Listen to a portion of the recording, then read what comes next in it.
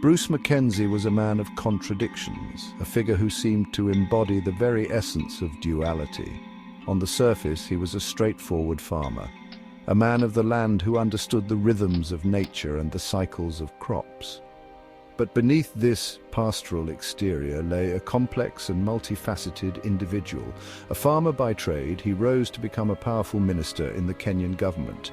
His journey from the fields to the corridors of power was nothing short of remarkable, a testament to his ambition and acumen. He was a confidant to presidents, a charmer with a quick wit. His ability to navigate the treacherous waters of politics was unparalleled, earning him the trust and friendship of some of the most influential figures of his time. But beneath the surface lurked a shadowy figure. Mackenzie was not just a public servant, he was a man with secrets, a player in a much larger and more dangerous game. Mackenzie lived a double life, one that was shrouded in secrecy and intrigue. His public persona was a carefully constructed facade, hiding his true activities and allegiances. He was an asset, a valuable one, to not one but two of the world's most powerful intelligence agencies, the CIA and Mossad. His role in these organizations was pivotal, providing them with crucial information and insights. Born in South Africa, Mackenzie eventually made his way to Kenya, where he established himself as a successful farmer. His early years were marked by hard work and determination, qualities that would serve him well in his later endeavors. His land holdings grew, as did his influence. Mackenzie's success in agriculture was not just a matter of personal achievement, it was a stepping stone to greater power and authority. He moved in elite circles, befriending the likes of Jomo Kenyatta, Kenya's first president. These relationships were not just social, they were strategic, allowing Mackenzie to expand his reach and impact. It was during this period that Mackenzie's involvement with intelligence agencies deepened. His connections and access made him an invaluable asset, and he played his role with skill and precision. He became a valuable source of information, his fingers on the pulse of East African politics. Mackenzie's charm was legendary, a tool he wielded with great effect. He could disarm with a smile and persuade with a whisper. His ability to influence and manipulate was unmatched, making him a formidable player in the world of espionage. He was a master manipulator, able to play different sides against each other. His strategic mind and tactical acumen allowed him to navigate the complex and often dangerous world of international politics. His loyalty, however, remained steadfastly with his handlers in the intelligence community.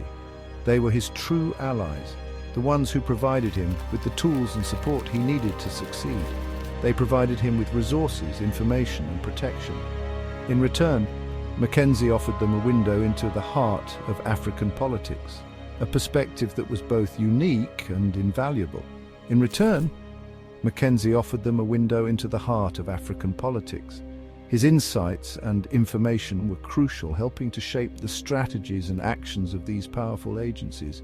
This dangerous dance, balancing his public persona with his covert activities, would define Mackenzie's life. It was a delicate act, one that required constant vigilance and adaptability. He thrived on the adrenaline rush of espionage, the thrill of operating in the shadows. For Mackenzie, the world of espionage was not just a job. It was a calling, a way of life that he embraced fully. But his double life came with a price. The constant danger, the ever-present threat of exposure took its toll on him. Enemies lurked in every corner, their faces hidden, their motives unclear. The world of espionage was a perilous one, filled with unseen dangers and unpredictable threats. And it was this world of shadows that would ultimately claim Bruce Mackenzie's life. His story is a cautionary tale, a reminder of the high stakes and high costs of a life lived in the shadows. If you found this story intriguing, please like and subscribe to our channel for more fascinating tales from history. The extent of Bruce Mackenzie's involvement with the CIA and Mossad remains shrouded in mystery. His life was a labyrinth of secrets, with each layer revealing more about his deep entanglement in the world of espionage. Much of the evidence is classified, locked away in government archives. These documents, if ever declassified, could potentially shed light on the true nature of his covert activities. What we do know paints a picture of a man deeply embedded in the world of espionage. His actions were not just those of a mere informant, but of a key player in the intelligence community. Mackenzie's relationship with the CIA reportedly began in the early 1960s, at the height of the Cold War. This was a time when global tensions were at their peak and every piece of intelligence was a valuable asset. Africa was a battleground, with the West and the Soviet Union vying for influence. The continent's strategic importance made it a focal point for espionage activities. Mackenzie, with his deep understanding of the region and his connections to powerful figures, was a valuable asset. His ability to navigate the complex political landscape of Africa made him indispensable. He provided the CIA with intelligence on Soviet activities, as well as on the inner workings of African governments. This information was crucial in the West's efforts to counter Soviet influence. But Mackenzie's web of connections extended beyond the CIA. His reach was far and wide, touching multiple facets of the intelligence world. He also forged a close relationship with Mossad, the Israeli intelligence agency. This connection added another layer to his already complex network of alliances. Israel, surrounded by hostile neighbors, saw Kenya as a strategically important ally. The geopolitical landscape of the Middle East made alliances with African nations crucial for Israel's security.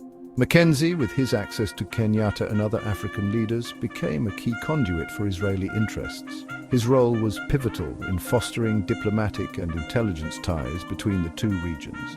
He facilitated arms deals, shared intelligence, and helped to strengthen ties between Israel and African nations. These activities were instrumental in shaping the political and military landscape of the region. Some reports suggest that Mackenzie even played a role in training Kenyan security forces. His expertise and connections made him an invaluable asset in this regard. His work with Mossad brought him into contact with some of Israel's most secretive units. These interactions were often shrouded in secrecy, adding to the mystique surrounding his activities. He is believed to have met with Mossad operatives on numerous occasions, often under the cover of darkness. These meetings were meticulously planned to avoid detection. These clandestine meetings, held in safe houses and secret locations, underscore the dangerous nature of Mackenzie's double life. The risks were immense and the stakes were high. His work, if exposed, could have had devastating consequences, not only for himself but for the intelligence agencies he served. The delicate balance of international relations could have been severely disrupted. Bruce Mackenzie's life was a testament to the intricate and perilous world of espionage. His legacy, though shrouded in secrecy, continues to intrigue and captivate those who seek to understand the hidden machinations of the Cold War era. Perhaps the most daring operation that Bruce Mackenzie played a role in was the 1976 raid on Entebbe Airport in Uganda. This operation, known as Operation Thunderbolt, would go down in history as one of the most audacious and meticulously planned rescue missions ever executed. On June 27th, an Air France flight from Tel Aviv to Paris was hijacked by terrorists. The flight, carrying 248 passengers, was taken over by members of the Popular Front for the Liberation of Palestine and 2 German revolutionaries.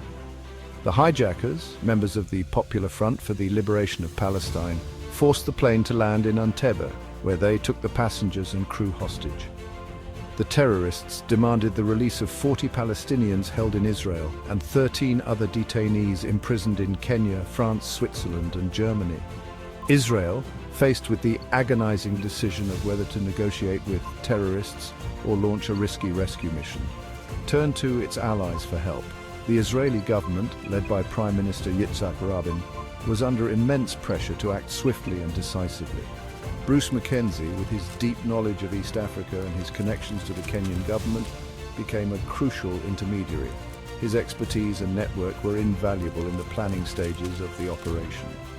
Kenyan President Jomo Kenyatta, a close friend of Mackenzie's, allowed Israeli transport planes to refuel at Nairobi's airport. This logistical support was critical for the success of the mission, as it provided the Israeli forces with a much-needed refueling point on their way to Uganda. This act of cooperation was no small feat.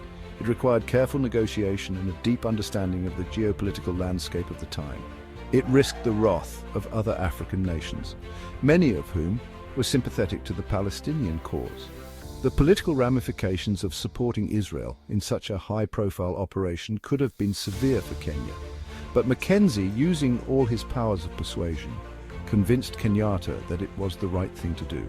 His ability to navigate the complex political landscape and secure Kenya's support was a testament to his diplomatic skills and his commitment to the mission. On the night of July 4, 1976, Israeli commandos stormed Entebbe airport, rescuing the hostages in a daring raid.